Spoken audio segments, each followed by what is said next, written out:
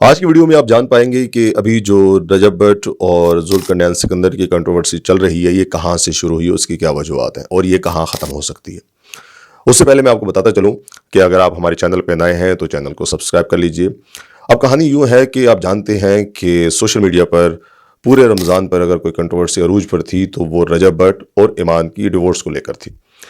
कहा जा रहा था, बाज़ लोग ये कह रहे थे कि कुछ लोग अंदर हैं, बड़े लोग, हो सकता है कि ईमान और रजब भट्ट की सुलह हो जाए, मगर ऐसा नहीं हो सका। जैसे ही रमज़ान गुजरा है और जैसे ईद आई है तो ईद पर रजब भट्ट के जब वीलॉग आता है, लोग बहुत एक्साइटेड थे कि हो सकता है कि कोई अनाउंसमेंट हो जाए।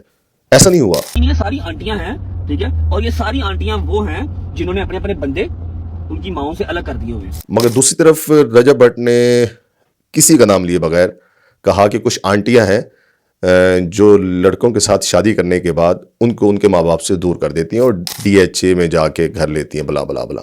ये इशारा था सीधा सीधा कमल आफ्ताब की तरफ, जो कि जुल्करनैन की वाइफ है। अब ऐसे लग रहा था कि ये बात स्टोरी तक ही महदूद रहेगी, तो जुल्करनैन सिकंदर ने स्टोरी लगाई कि तू मर्द है, मर्दों की तरह बात कर। मगर कहानी का उस वक्त शिफ्ट हुई जब पूरा व्लॉग ही कर दिया जुल्करनैन हैदर ने इस टॉपिक के ऊपर, और उसने उसके अंदर रजब भट्ट को एक्सपोज किया। उससे पहले बताया कि रजब भट्ट ने मुझे 2021 में मैसेज किया था और हमने 2023 में उसको सीन करके रिप्लाई दिया, एक बात। और उसने बताया, और उसने वही जो हमेशा से कंट्रोवर्सी के अंदर जो लोग यूज़ करते हैं, उन्होंने कहा था कि ये रजब भट्ट नहीं बल्कि रजब भट्टी है।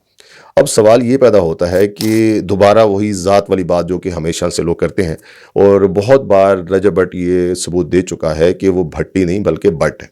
उसके बाद जुल्करनैन क्लेम करता है कि रजब भट्ट जिस बेड पर तुम सोते हो वो भी मेरा दान किया हुआ है, और वो बताता है वो जो हनान था वो तुम्हें फर्नीचर नहीं दे रहा था, मैंने तुम्हें फर्नीचर लेकर दिया।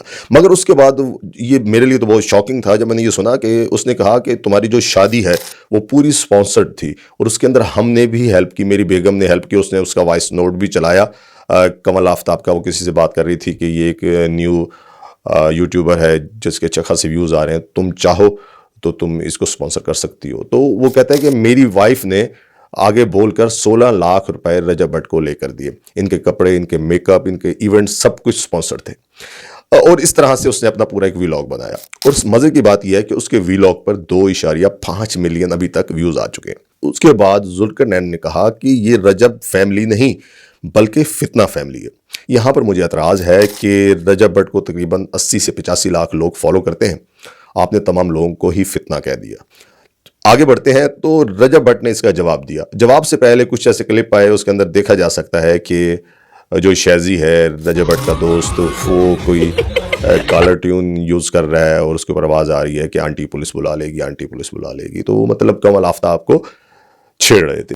कहानी आगे बढ़ती है तो टिकटॉक लाइव पर आकर रजब भट्ट जवाब देता है जुल्करनैन के तमाम बातों का, और वहां पर वो कहता है कि सबसे पहली बात यह है कि तुम इस काबिल नहीं हो कि मैं तुम्हें जवाब किसी व्लॉग में देता, मगर तुम मेरा शुक्रिया अदा करो कि तुम्हारे जो पहले 1.5 लाख व्यूज़ आते थे, मेरी वजह से, मेरे नाम लेने की वजह से 2.5 मिलियन तक गए हो।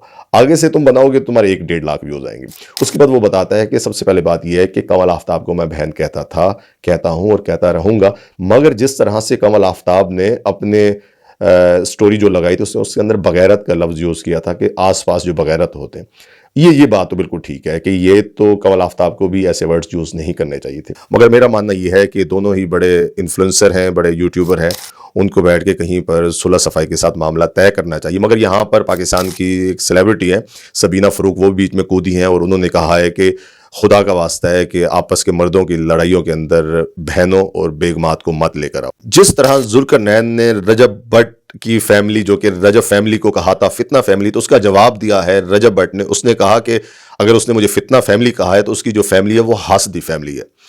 तो अब सवाल ये पैदा होता है कि फितना या हासदी के जो मामला जो चल रहे हैं ये कहाँ ख़त्म होंगे, और आपके मुताबिक यहाँ कौन ठीक और कौन गलत है।